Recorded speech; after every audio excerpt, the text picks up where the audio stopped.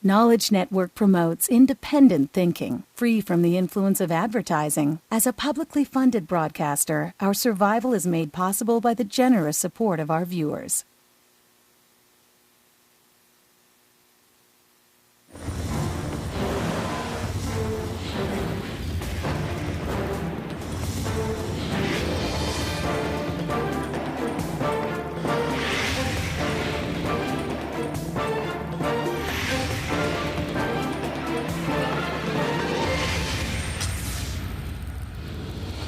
Today on Call Out, Columbia Valley Search and Rescue scour the rugged backcountry for a missing field researcher.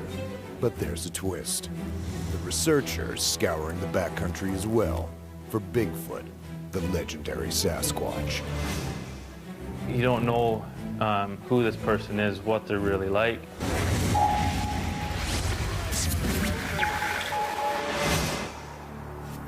Monday, 9 a.m.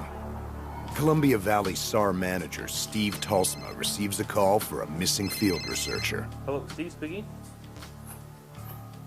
Todd Standing, a 37-year-old Albertan man, had set out alone on a 5-day expedition near Kootenay National Park. He was reported missing by his colleague 48 hours after their scheduled rendezvous. In that time frame, he could end up in one of the national parks. He could have crossed into Alberta, and my first thoughts were like he could be anywhere. The southwestern region of the Canadian Rockies, straddling the BC-Alberta border, is renowned for its beauty and virtually untouched wilderness. Kootenay, Yoho, and Banff National Parks represent close to 8,000 square kilometers of this vast expanse. Access to the area is extremely limited, other than a handful of logging and mining roads. The details we were given is that he didn't have a tent, but he had a sleeping bag and a tarp. He'd been to this area, but wasn't real familiar with it. Okay, I'll get our team together. And then, Steve gets some interesting news. They went on to say it was someone looking for Sasquatch or Bigfoot, which is, yeah, a strange one. Bigfoot, also known as Sasquatch, is derived from the word Sesquak, which means wild man in the Coast Salish First Nations language. This mythical ape-like creature is said to be between 2 and 3 meters tall and covered in dark brown or reddish hair. Many skeptics discount its existence and any sightings to be a combination of folklore, misidentification, and hoax rather than a real animal. When you Google his name, it comes up, like it finishes his name for you and then says Bigfoot. You get like Todd, Stay, and then the rest finishes. Todd had been featured prominently in the media and on numerous websites petitioning for the species protection of Gigantopithecus. His goal for this expedition was to capture high-quality footage of Bigfoot. He and his Sylvanic team had tried on numerous occasions to photograph the furry giant, with marginal success. What he was looking for was Bigfoot. You don't know who this person is, what they're really like, and not normal for most of us. Columbia Valley SAR preps their gear and heads out to Kootenay National Park. Once reaching the Mount Assiniboine area, the team checks in with an open-pit mine to see if they had spotted the missing subject. No luck. Next, they check out an outfitter's camp further up the road. Still no sign of Todd. They double back and check out yet another outfitter's camp, but there's still no indication that anyone has been there. The team drives to the nearby trailhead and finds a logbook entry that matches with what Todd's colleague had reported.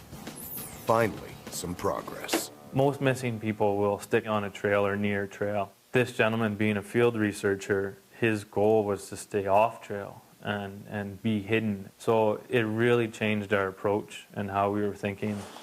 It's pretty dense bush here. It'd be hard to find a clue unless you're standing right over it. With little indication of Todd's intended route, they resort to basic search theory. He's going to need water. So we had 2 team members go up the trail along the creek, thinking his camp would be somewhere near the water source. One of the team members bent down to tie her shoe, looked up off the trail maybe 20 meters, and there's a sleeping bag. Base, this is John. The dog team was sent in to do the initial search. Didn't find anything, went down to the creek and did a more extensive search along the creek. Again, no sign. Darkness falls, and the team has no choice but to call off the search until the next morning. They leave Todd's sleeping bag at the trailhead and a note telling him that they're searching for him and to stay put. Tuesday, 5:45 a.m. Grab your packs, let's go. Kimberly Search and Rescue has been called out to assist in the search. The team musters at the SAR Hall and heads out to rendezvous with Columbia Valley Search and Rescue in Invermere, a 2-hour drive north from Kimberly. I had no idea that we had Bigfoot on our side of the mountains here, so I figured it was going to be a pretty interesting search. So you're going to be lifted into here.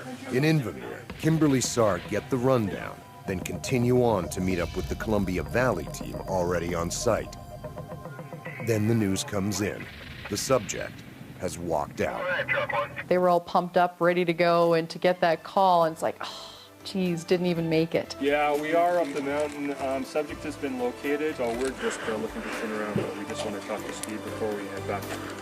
The teams turn around and head back to base.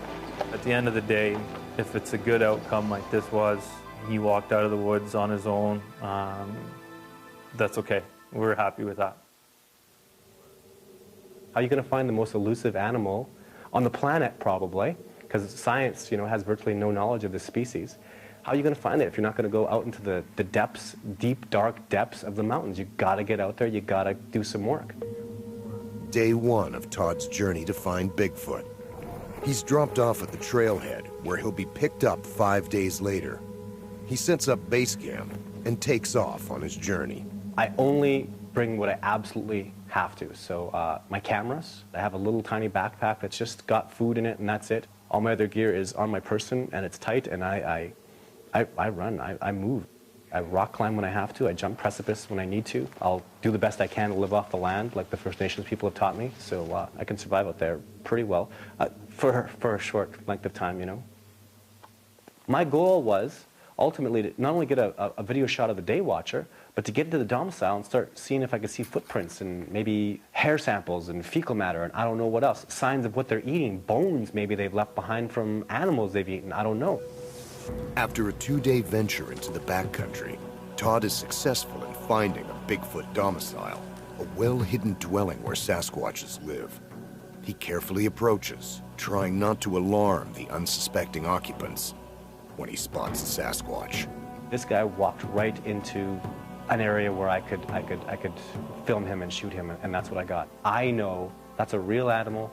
I know it'll be put to the ringer and whatnot. Eventually, when I can prove the species is real, people will start to understand the reality of it, but it's tremendous evidence for me. Todd is pleased to have gotten some definitive proof of the elusive giants. Then, he gets an unexpected surprise. It was a chickadee, a black and white chickadee that gave me away. This chickadee came within about 5 meters or so of me, and he was squawking. I've never seen a chickadee do that. And he squawked, and then I could hear the movement around me. When you hear, when you hear, okay, I've been found.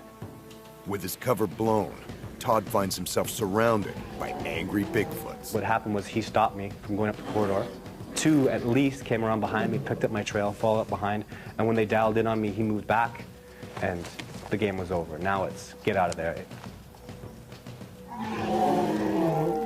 There's probably 3 different ways I can leave this area. If I don't leave the right way, they let me know, because things start coming down the mountain, right? And the intimidation starts. So, okay, I'll go this way. How's that sound? And, they like that, so let me go. As Todd exits the domicile, he manages to capture some evidence of Bigfoot intimidation tactics as a boulder is thrown at him. And you see it go by you and smash and crash into the ground. You start thinking, like this is, I don't want to mess with these guys, period. You'll also see like a 400-pound log that was thrown at me. I'd love to have one of those skeptics there when I'm being pushed out of a domicile. You come out and experience what I've seen, you will be a believer. You don't need to see film. You don't need to have hair come back, analyze the DNA unknown primate. You will realize really fast, bears don't do that. Cougars can't do that. A man couldn't do that, period. Unless he had, I don't know, a whole crew out there with slingshots and special, the whole Roman Empire is using, it's just not going to happen. Within a few hours of his retreat from the Sasquatch domicile, he's confronted by a grizzly bear. He was looking at me, he was dialed in on me. Todd gets out of there. I went fast, keeping him in mind where he was. And then I hit the rock face, and I started to rock climb. Got to a spot in the mountain where I felt relatively safe. I never saw the bear after that at all. After his grisly experience, Todd tries to get some sleep. By now, Todd's colleague had come and gone. Search and rescue was on site, and Todd could see them in the valley below. They were in unmarked vehicles, and I could see them, but I had no idea they were there for me. I just thought they were hunters. And so I saw them there. They were there for a while. They left. The next day came. I saw those two vehicles drive up again, so I just went down the mountain. Todd meets up with a very surprised search and rescue team. They were just very reassuring. They took extremely good care of me. The RCMP, they grilled me about, everything that had gone on. This is the tree line that becomes a maze that bears, black bears, and grizzly bears love because they're fantastic ambush spots. And this tree maze goes all the way around. There was a grizzly bear. There were tracks for the bear. How do you hoax a wild grizzly bear coming up on you just at the worst possible time? Indeed. No sooner does he escape a band of angry Bigfoot than he's being chased by a wild grizzly bear. I wouldn't play a game with that. It's not funny. I take this so seriously because, search and rescue might get called. The police might get involved, and that's very, very serious. We're not here to judge. We got called for a missing person. We responded for a missing person. At the end of the day, he walked out. He was healthy. He was fine, and he got to go home. And I guess that's all that we can hope for.